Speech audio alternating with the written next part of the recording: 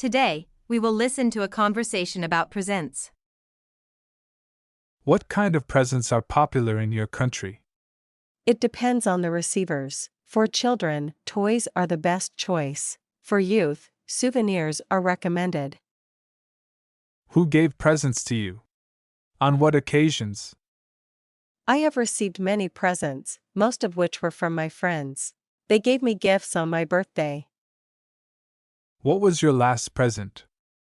It was a handmade doll, given by my best friend when I moved to another city. What was the one you liked best? I loved my book Nepal a lot. It was given to me on my 23rd birthday by my brother. Did you ever get a present you didn't like? Yes, I have, but I still treasure and take care of them. How do you thank people who give you presents? I gave them presents that they would like. What are the times of the year that people give presents in your country?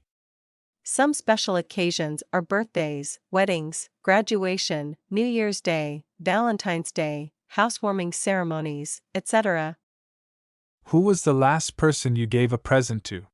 My mom. I bought her a coat on a business trip to Bangkok. Is giving presents important in daily life? Yes, it is. It's one of the best ways to show your love and gratitude to someone.